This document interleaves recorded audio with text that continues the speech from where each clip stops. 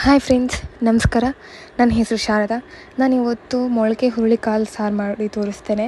Simple and ಈಸಿಯಾಗಿ ಮಾಡ್ಕೊಬೋದು. ಅದು ಮೊದಲಿಗೆ 4 ಹಸಿಮೆಣಸಿನ್ಕಾಯಿ, 2 ಲವಂಗ, 1 ಚಕ್ಕೆ, 2 ಬೆಳ್ಳುಳ್ಳಿ ಸಿಪ್ಪೆ ತೆಗೆದಿಟ್ಕೊಂಡಿರೋದು, ಸ್ವಲ್ಪ ಕೊತ್ತಂಬರಿ ಸೊಪ್ಪು, ಹಾಗೆ 1 ಪೀಸ್ ಶುಂಠಿ, 2 ಟೊಮ್ಯಾಟೊ, ಸ್ವಲ್ಪ ಕಡಲೆಪಪ್ಪು, 4 ಪೀಸ್ ತೆಂಗಿನಕಾಯಿ ಚೆನ್ನಾಗಿ ಪೇಸ್ಟ್ ಥರ ರುಬ್ಕೊಂಡ್ಬಿಡಬೇಕು. ರುಬ್ಕೊಂಡಾದಮೇಲೆ ಈಗ ಸ್ವಲ್ಪ ಮಸಾಲೆಗಳನ್ನ ಸೈಡ್ಗೆ ಇಟ್ಕೊಳ್ಳೋಣ. 4 table spoon dhaniya powder and 1.5 table spoon chilli powder, 1/2 table spoon turmeric powder.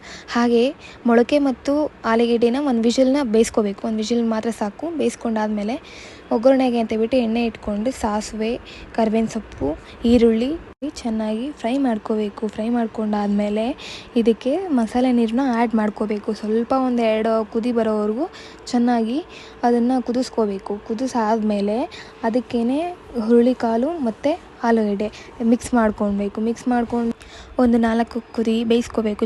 ಬೇಯಿಸ್ಕೊಂಡಾದ್ಮೇಲೆ ಸೈಡಿಗೆ ತೆಗೆದಿಟ್ಕೊಂಡು ಈಗ ಅನ್ನ ಅಥವಾ ಮುದ್ದೆ ಜೊತೆಗೆ ಹಾಕ್ಕೊಂಡು ತಿಂದರೆ ತುಂಬ ಚೆನ್ನಾಗಿರುತ್ತೆ. ಟ್ರೈ ಮಾಡಿ ನೀವು ಕೂಡ ಒಮ್ಮೆ.